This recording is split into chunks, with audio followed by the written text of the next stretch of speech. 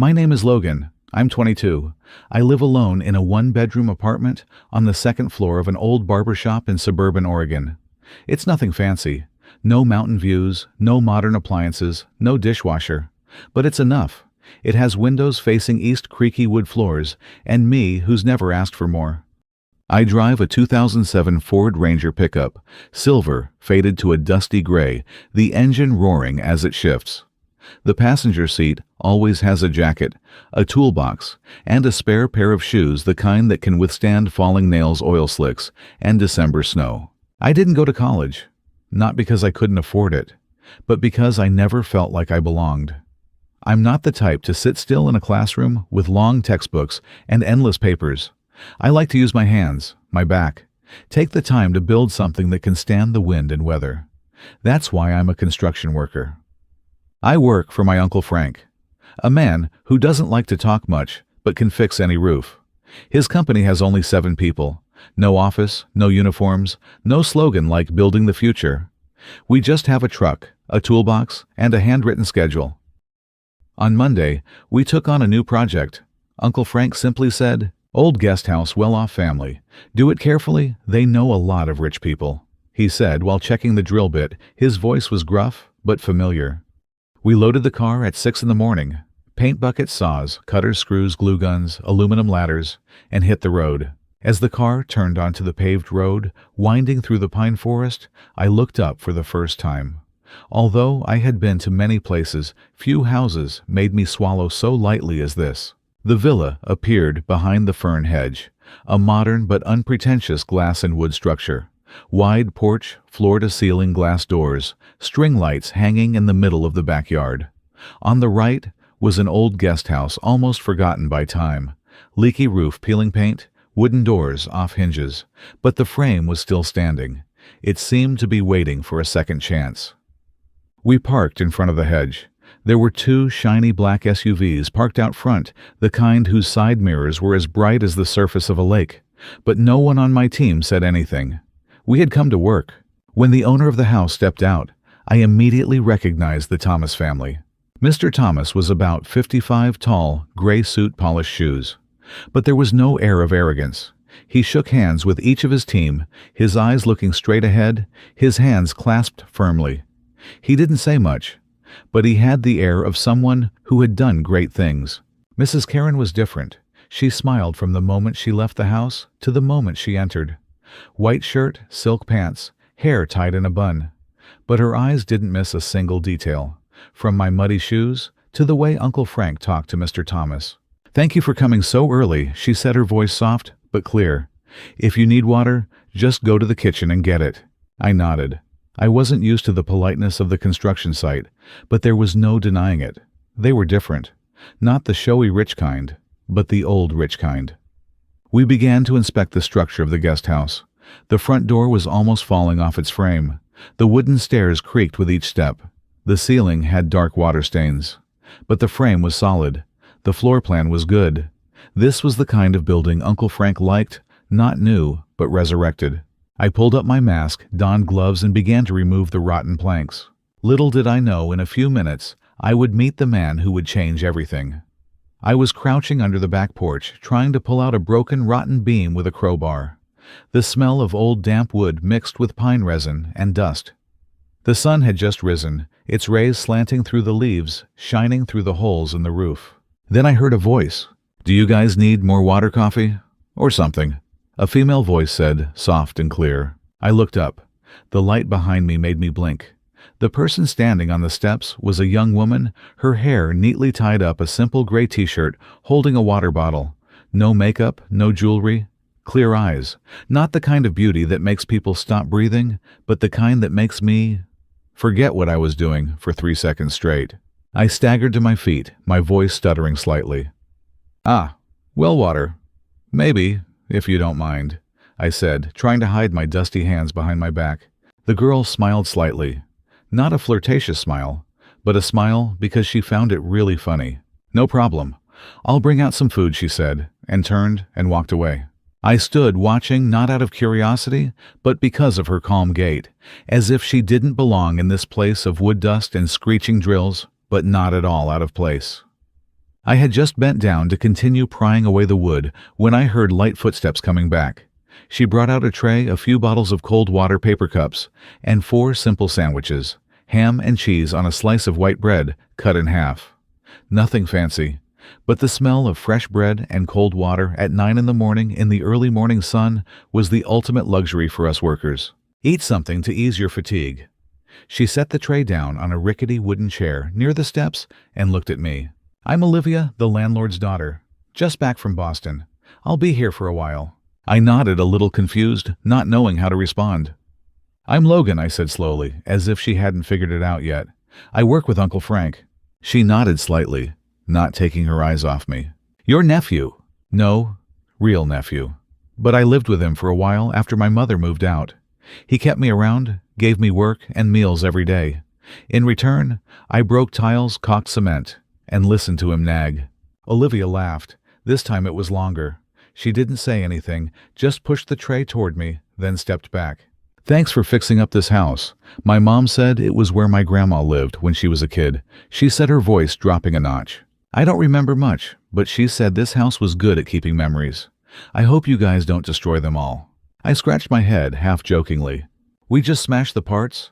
I kept the ones that still had memories, I replied, smiling slightly. She nodded slightly, then turned back into the house.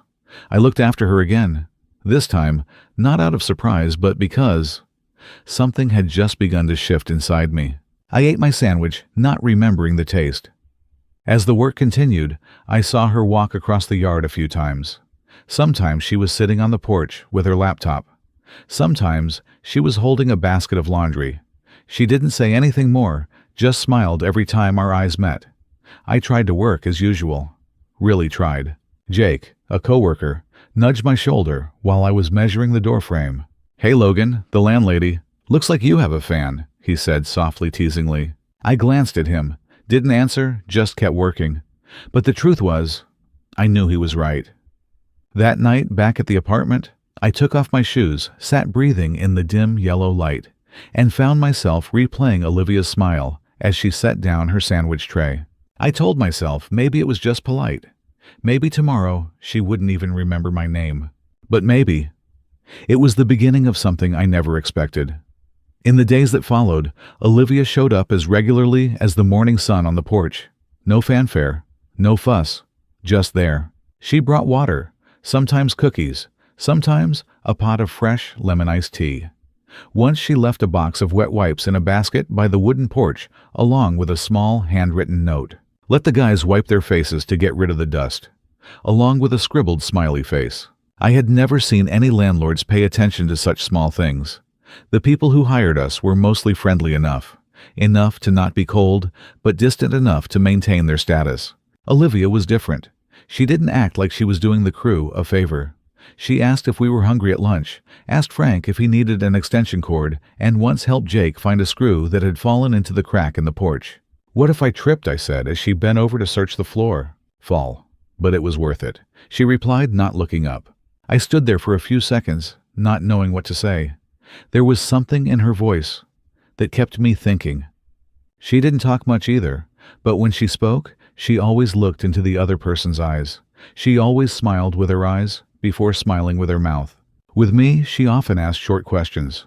Have you had breakfast? She asked one morning. No, just a cup of black coffee, I replied, shrugging. Does that coffee come with cake? No, that doesn't count as a meal, she concluded, then handed me a cake wrapped in foil. My mom made it. I took the cake, nodded, but didn't dare eat it right away. The smell of butter and cinnamon wafted in the air. It was like the cake my mother used to make when she lived in Idaho. I put it in my bag, saving it for a time when no one was looking. I don't know when, but every morning when I wake up, I look forward to getting to the construction site faster than usual. Not necessarily because of work, but because I want to know what she's wearing today. If she's bringing tea, if she's looking at me with that strangely calm gaze. And then I find myself looking for excuses to stand closer to the porch than necessary. Sometimes I take on the job of carrying materials into the backyard just because it's close to where Olivia reads. Sometimes I triple-check the electricity, even though I know it's fine, just so she can ask. Is something wrong? No, I'm just checking again to make sure, I say, a little embarrassed.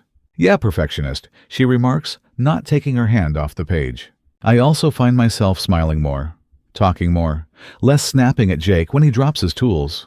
I don't know if Olivia notices, but Frank does. One afternoon, while I was cleaning the saw, he stood next to me, chewing the last of his protein bar, and said, "You're in good spirits these days," he said jokingly, but not quite. Huh.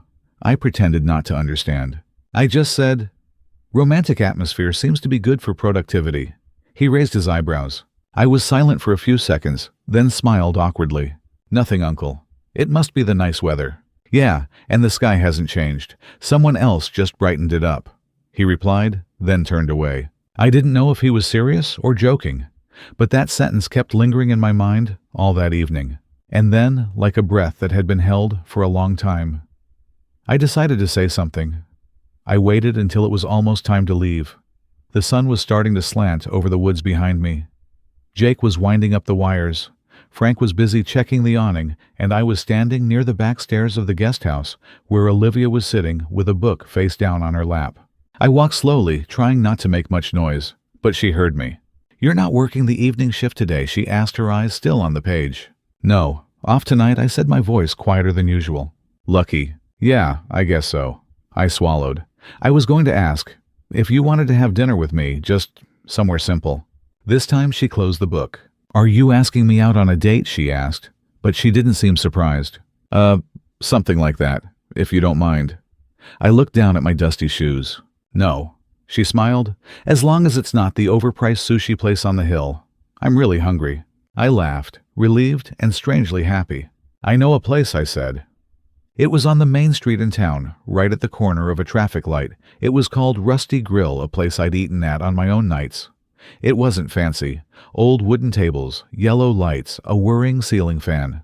But the food was hot, the background music was old country songs, and most of the customers knew each other's names. I picked Olivia up in my old Ranger. She was wearing a knee-length cotton dress, a faded jeans jacket, her hair tied back. No perfume, no lipstick. But as she got into the car, I could feel my palms sweating despite the cool weather outside. "You come here often?" she asked, looking at the menu. "When you want to eat real food, not a culinary experience." I smiled. "Good. I don't like to eat food that requires you to look up the dictionary." She laughed, her eyes sparkling with mischief. We ordered 2 cheeseburgers, a shared order of fries, and 2 sodas. When the food arrived, no one picked up the phone. No one pretended to be busy. We just talked. She told me about Boston, school, the cold city, the late nights. I told her about Frank, about the buildings I had helped rebuild, about my mother, who had held me when I broke a nail trying to take down a kitchen cabinet as a kid. "I thought I would spend my whole life in the city," Olivia said, stirring her soda. "But sometimes I get tired. Tired of proving that I'm smart enough, good enough, special enough. I think I need to step back." "This town doesn't need anyone special," I said.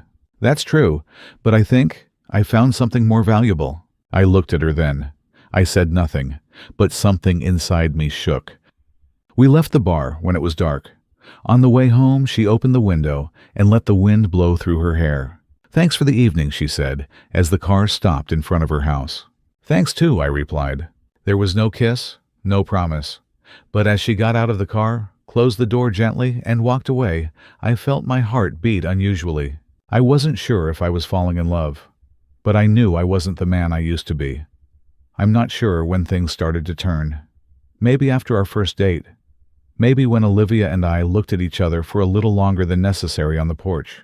Or maybe when Mr. Thomas stood at a distance, his arms crossed, his gaze no longer just observing, but assessing. One morning, as I was sawing the decking, Frank came up and nudged me on the shoulder. "The landlord wants to see you," he whispered, then glanced out into the front yard. I wiped my hands on my shirt, adjusted my cap, and walked out. Thomas was standing by the SUV, holding a brown ceramic coffee mug, his eyes fixed on me. "Hello, Logan. Got a minute?" he asked, his voice steady as ever. "Of course," I said, standing up straight. He didn't speak right away. He walked a few paces along the fence, then said, "I heard Olivia say you're good, hardworking, capable." "Thank you. I just try to do my job well," I replied, not avoiding his gaze. "Good. There are principles in everything," he nodded. "My family believes in that." I didn't know if I was being praised or warned, but I kept quiet. "Olivia, is my only daughter." He continued, his voice softer, but not losing its force. "She can be outspoken, friendly, sometimes more approachable than I would like. I expect people around her to understand that, and to behave within the limits." I felt a slight chill run down my neck, not because of the words, but because of the way he said them. Not shouting, not harshly, but clearly I was being placed in a no-go zone. I nodded, replied softly, "I understand, sir," and turned to go back into the guest house. That afternoon, Olivia did not appear. No iced tea, no bread, no half-smile on the porch. Jake joked that the mistress is busy being a city lady, and I said nothing. But as the minutes passed, I felt my heart grow colder, like a sunless morning. The next day, she reappeared, but not as usual. Not barefoot on the wooden porch. Not smiling as she handed me a cold towel. Everything seemed more distant. I sat on the porch to rest, and she walked over and put down a bottle of water. "Yesterday, I had to go with my mother to a tea party with the Rotary Women's Association," she said, by way of explanation. "I understand," I replied, nodding, then looking away. She sat down next to me, just enough distance for a stranger. "Did your father talk to you?" she asked, not looking at me. "Just the things parents say when they see their daughters sitting too close to a hammer," I said softly. She was silent for a moment, then sighed. "I hate it when they think they can pick everything for me." I didn't reply. I didn't have the courage to hold her hand then, though I wanted to.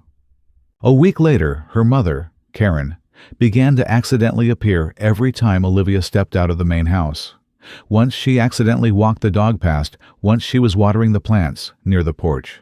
"Good builder, but the dust is terrible," she laughed, looking at the dirt-covered plank I was carrying across the yard. Not a reproach, but clearly a test. I smiled back, said nothing, and continued my work. Gradually, Olivia began to appear less often, and even though she was still smiling, I knew something had changed. I heard his name for the first time from Jake. "Hey, I think there was a handsome guy who came to the villa yesterday," he said as he was unloading the ladder. "Who?" I asked, trying to keep my voice casual. "I heard from the maid that he's an old friend of Olivia's. Handsome, dressed like a CEO, drives an Audi." Jake shrugged. I didn't say anything more, but something inside me tightened. The next day, as I was roofing, I saw an unfamiliar car parked in front of the yard. The door opened, and out stepped a man tall, trim, in a light blue shirt, his hair combed back. He had gone to a big school, had money, and the body language of someone who was always welcome. He smiled at Thomas, gave Karen a quick hug, and when Olivia came out, they shared a brief hug. I turned away. It was as if the wind on the roof was several degrees colder. That night, Olivia didn't come out onto the porch. I finished cleaning, early sat alone on the steps, and looked at the twinkling yellow string lights.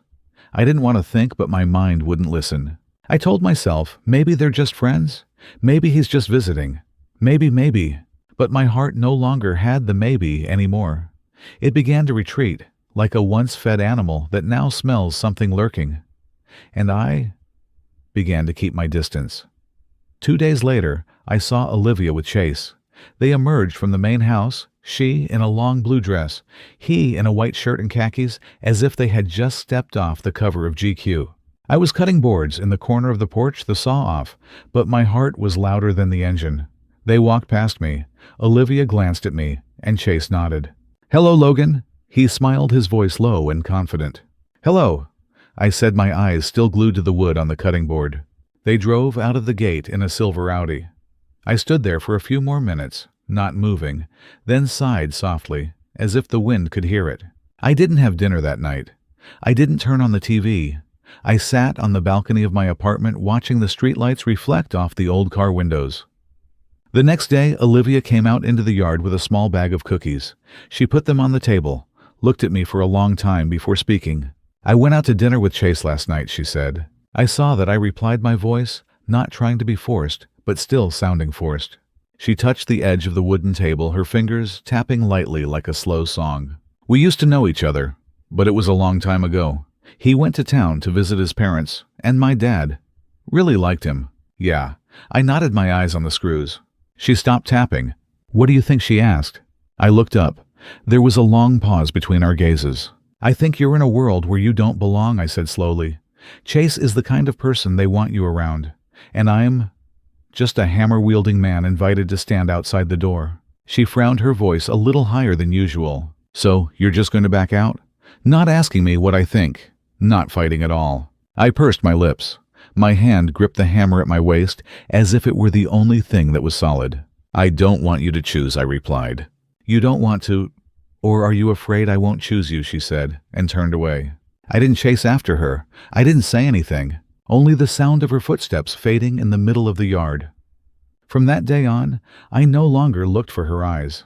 I didn't go around to the porch to wait for her greeting. I worked from dawn until dusk, without much rest, without much talk. Olivia kept her distance too. All interactions were now reduced to, "Do you need to move this material, or leave it here? I'll give it to Mom." Frank didn't say anything, but I knew he saw it all. One afternoon, he sat next to me in the truck after work. He didn't look at me, just turned on the radio and said, "Some things are worth risking. Some people are worth keeping. But if you leave before you know the outcome, you'll never dare to look back." I didn't answer. I knew he was right. But at the time, I was tired. It was like I was running down a slippery slope, not knowing where I would end up. A week later, I asked Frank if I could move to another job. A warehouse in the next town, almost 2 hours away. Frank looked at me for a long time, then nodded. "Are you sure?" He didn't say anything more. He just patted me on the shoulder before going into the house. That night, I packed up my tools earlier than usual. Before I left, I looked back at the guest house. The main house's lights were shining dimly through the windows. Was Olivia there? I didn't know. I didn't have the courage to find out. All I knew was I needed to get out of here before things fell apart any further. I didn't mean to eavesdrop. I really didn't. That evening, I returned to the guest house to retrieve my toolbox, which I had left in the small shed behind. The sun had set, and the backyard was quiet, save for a few flickers of light from the string lights. The main house window was open, yellow light spilling out onto the small garden. I walked slowly, not wanting to wake anyone. Then I heard a voice, Thomas's, clear, deep, steady. "You have to understand, Olivia. Life isn't all about emotions. There are choices that bring stability, and Chase is one of them." He said, not harshly, but as cold as ice. Olivia's voice responded, quieter, but not trembling. "But I can't choose for you who will make your brother happy. I won't choose for you. I'm just reminding you that temporary emotions don't build a foundation for a life. Logan isn't a temporary emotion. You know that," she said, and then fell silent for a moment. I took a step back. My chest tightened. I didn't hear anything after that. I didn't know the end of the conversation, but part of me filled the void. I pulled the box out of the storage room, walked around the yard like a shadow, and left in silence. The next morning, I told Frank, "Uncle, I want to leave this project, a little earlier than planned." I said, my voice firm, but my eyes not daring to look up. Frank looked at me for a long time. "Why?" he asked. "It's not suitable anymore.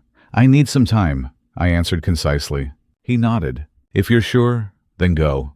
But don't come back later just to say I should have." I didn't answer. I just packed my things and left that same afternoon. The wind in the next town was no different. Just as dusty, just as dry, just as silent. But inside me, there was a clear void, as empty as the back of a truck after it had been unloaded. And I said to myself, perhaps the things that cannot be kept are the things that never belong to me. Olivia did not see Logan the next morning. Not on the roof, not in the corner of the yard, not in the unfinished guest house. Everything was still there, unfinished, dusty, as if he had just disappeared in the middle of the day. She went in to ask Frank. He just shook his head. "He's gone," he said without saying more. She was silent. Standing in the early morning sun, the wind whistled coldly in her ears. She turned and walked into the house, straight to the study where her father was reading the financial papers. "Logan's gone," she said, without beating around the bush. "I know," Thomas replied without looking up. She took a deep breath. "What did you say to him?" "I didn't fire him. I just reminded you to consider what affects your future." He folded the paper and put it on the table. "My future is mine, not yours," Olivia replied, looking straight ahead. "And you're protecting me from the uncertain?" Thomas said, his voice starting to harden. She smiled faintly. "You think Chase is solid ground? The one who left me when I needed him most, just because you saw him wearing a pressed shirt and an Ivy League degree?" she asked, not waiting for an answer. "Chase isn't a bad person, Olivia. Karen interjected, her voice softer. "We just want you to have an easier life." Olivia turned to her mother. "Easy isn't happiness." No one said anything more. For a moment, the three of them stood in the same room, but in three different worlds. Olivia left the office silently. She didn't cry, but her chest felt like it had been sprinting through the rain, her heart racing, her breath shallow, her mind blank. She walked downstairs, past the hallway where Logan had once set down his toolbox, wiped his sweat with the rough towel she'd given him. Everything was there in the right place, in the right shape, except for the person who had been there. She knew that if she didn't go looking for him this time, she would lose him forever. The next morning, she went to see Frank. He was unloading materials at a construction site near the end of town. When he saw her, he looked up unsurprised. "I came to see Logan," she said without greeting or formality. "He's working in the warehouse north of Roseburg," Frank said, as if he had already prepared the answer. "I want to see him." "Please give me the address," she said softly. Frank looked at her for a long moment, then opened the small notebook in his pocket, tore out a piece of paper, wrote a few lines, and handed it to her. He tried to hide his pain by keeping quiet. But really, he was just scared. He said, not looking up. Olivia nodded, clutching the paper in her hand. "Me too, but I'm not hiding anymore." That afternoon, she drove more than an hour and a half to the old construction site where Logan worked. The wind blew without the smell of memories, but she still knew he was there. When she got out of the car, he was cutting wood behind the main warehouse. The buzz of the electric saw echoed his dark shirt, already stained with sweat. But when he saw her, his hand stopped. He turned off the engine, took off his goggles, his eyes wide, as if he couldn't believe what he was seeing. "What are you doing here?" he asked, his voice dry as undried wood. She did not answer immediately. She moved closer, stopping a distance away from him. "You left without a word. As if I had never existed," she said, her voice choking. "I thought it would be easier for you if I didn't have you to hold me back," Logan replied, turning away. "Don't think for me," she interrupted. "If I make the wrong choice, let me take it. But don't make your own decision and then leave like a loser." For the first time, they raised their voices. For the first time, their words were no longer as gentle as those early days on the porch. But it was also the first time they really faced each other. Logan was silent. After a while, he spoke, his voice low. "I'm scared, Olivia. Scared that you'll regret it. Scared that I'm not good enough to stand beside you in your world. You don't need someone who's good enough for your family. You need someone who's true enough to you," she said, her eyes red. "And I choose you." Silence. The wind blew gently through the tin roof, carrying a vibration like a long breath. Then Logan stepped forward, said nothing, just opened his arms. Olivia threw herself into that embrace. A wordless hug, no explanation, needed no promise of a future. But enough for them to know there was still each other. I returned to the site on Monday morning, carrying the familiar box, my shoes dirty, as if I had never left. Frank merely nodded in greeting, and Jake whistled teasingly. "I thought you had switched to writing love letters." I smiled, not answering. Some things need not be said, but are understood. Thomas stood on the steps of the main house as I pulled the first plank into the yard. He was wearing a white shirt and gray pants. His arms crossed his eyes, no longer as fiercely suspicious as before, but still distant. "You're back?" he asked, expressionless. "I'm back to finish what I started," I said, my voice calm. "Just for work?" "For work, and for the person I love," I said, not avoiding his gaze. He was silent for a few seconds, then nodded. "I need the project to be finished on time," he said, his voice cold. "Don't make me regret agreeing." "I won't," I said. And so I returned. Amid the hammering, the sawing, and the afternoons, Olivia would bring water and put it on the table as if it had never been interrupted. Not too close, not too far. Just enough for the world to know something was slowly being healed. Karen was different. She didn't ask me any questions, but each time she passed by, her eyes softened. One day, she stood watching me tile the steps, then left a fruit tray by the porch. "For the kids to have as a snack. It's too hot," she said lightly. "Thank you," I said a little hesitantly. She looked at me for a moment, then said softly, "If my daughter chooses you, I hope you know how to hold her with both hands." I didn't promise, but I nodded, more certain than any promise. The project was completed 3 days ahead of schedule. The guest house had a roof. The walls had been repainted, a light gray. The steps were tiled with dark tiles. The oak window frames were left intact. As Olivia said, "Let's keep some of the old alive." I cleaned up my tools, took off my gloves, and stood back to look at the whole thing. Frank patted me on the shoulder, smiling. "You did it, Logan." "The whole team did it, bro," I said. At that moment, Thomas walked over. This time there was no coffee in his hand, no scrutinizing gaze. Just a father, less of a father, standing in front of a worker who was slowly losing his outsider status. "I have something to discuss with you," he said, his voice even.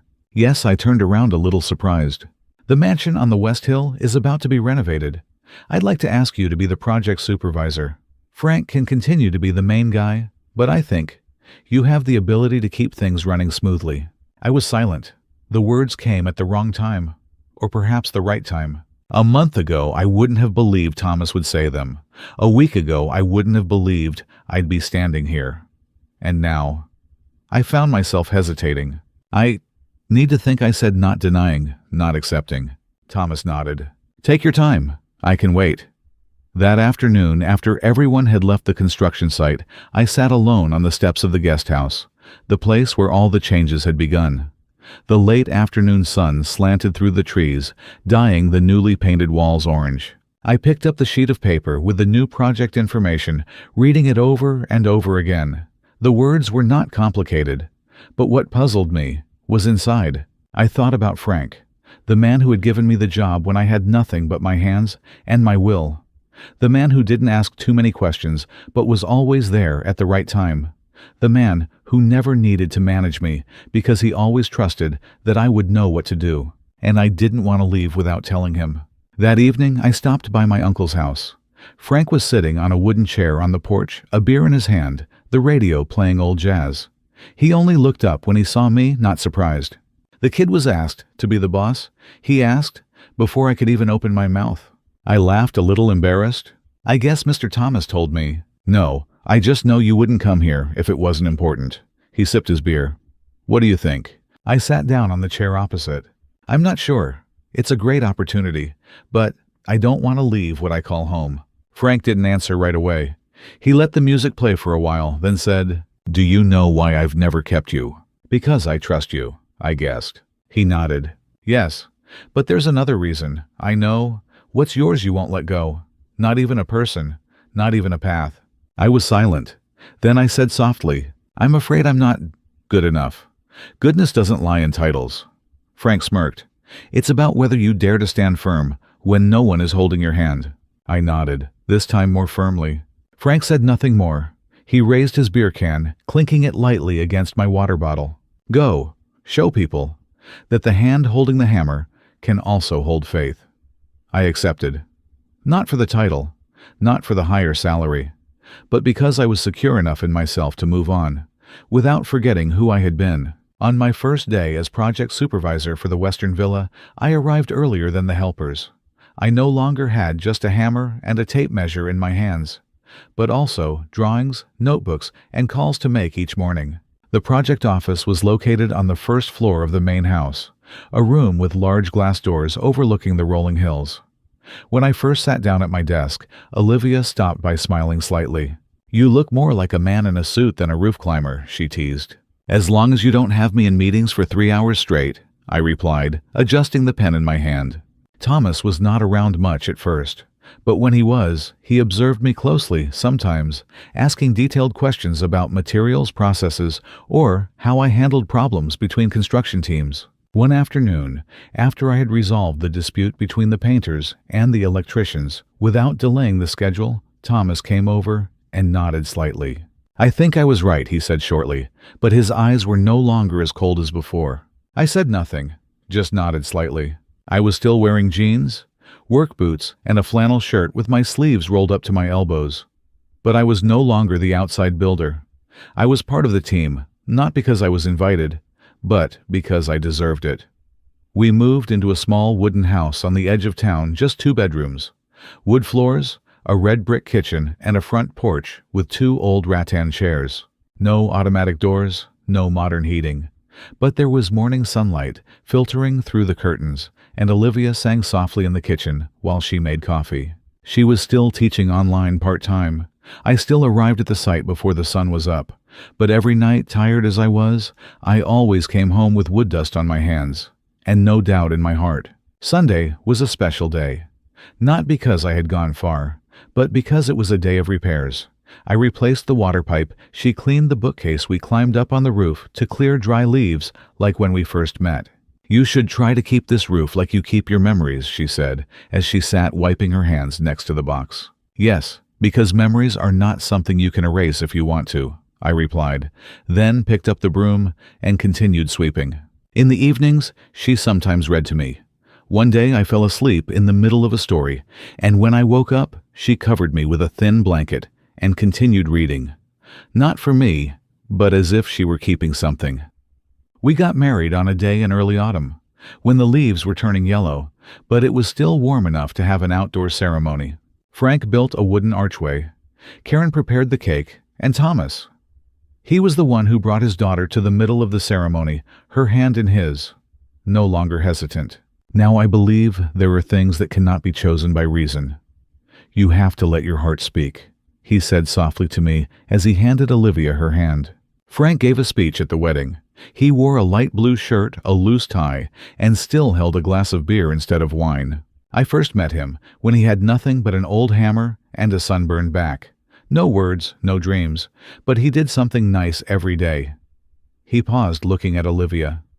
"And now he has the heart of a wonderful girl.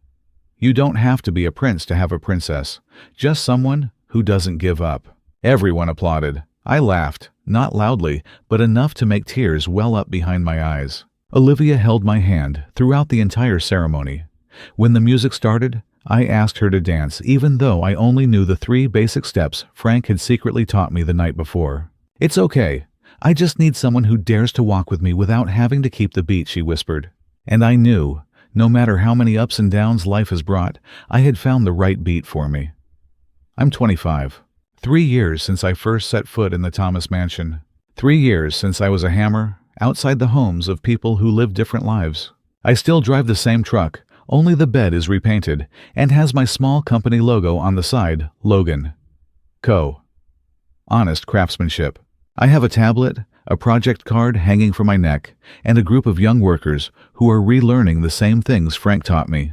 But in the truck behind the driver's seat is my original toolbox, with the worn wooden hammer, the peeling tape measure, and the chipped chisel I never threw away. "Why do you keep all these old things?" Olivia asked me one afternoon when I drove her to the construction site. I just shrugged. "Because they remind me of where I started. And because I'm stubborn." She laughed, putting her hand on my shoulder. "I still wear shirts to work, know how to use construction planning software, know how to talk to architects in technical language. But my hands are still calloused. My knees still hurt when the weather changes. The result of days of climbing scaffolding without rest.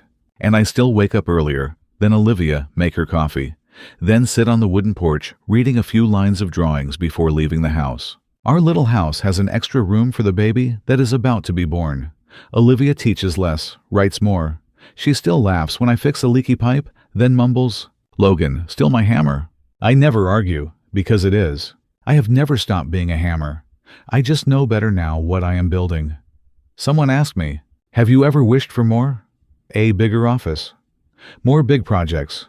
I thought for a moment, then replied, "I'm not after a big dream. I'm after something good. When I was an apprentice, I thought that just doing my job well was enough. But then I met Olivia, who made me understand that sometimes others see the value in us before we dare to see it in ourselves. She didn't change me. She just believed in me long enough to make me want to become a better person every day. Not for fame, not to prove anything, just to be worthy of her trust, the simplest yet hardest thing in this life to keep. I'm not special. I'm not better than anyone else. I'm just an ordinary man chosen by a good woman. And if there's one thing I'm most proud of in this life, it's not the house I built, not the contract I signed. It's that I never let her doubt my love for her. I locked the car door, walked into the backyard, where Olivia was sitting on the couch, hugging a pillow, looking up at the sky. "You're 2 minutes late," she laughed. "Traffic." I sat down next to her, my arm draped lightly over her shoulders. We sat there for a long time, not speaking, not needing to speak, because there's a rhythm to silence, if the person next to me is the right person. I looked up at the porch, where water had leaked. The tiled corner of the porch where I'd tripped the first time. The old refrigerator that made a slight creaking noise when it opened. It wasn't perfect, but to me it was the dream. A dream that fit. And I knew I didn't need anything more. The story of Logan and Olivia is closed. It did not start with a miracle. There were no flowery vows, no dramatic twists like in the movies. It started with a hammer, a gentle smile, and one person daring to step forward when the other did not dare to believe in himself. After all, Logan became no one else but himself, a simple, honest, hard-working man. And it was that honesty that kept Olivia by his side, not because he was special, but because he never pretended to be anyone else. Thank you for listening to the end of the story. If you love gentle, realistic, and profound love stories like this, please subscribe to the channel Daily Unexpected Stories, where stories like Logan and Olivia's continue to be told with all sincerity. See you again in the next journeys.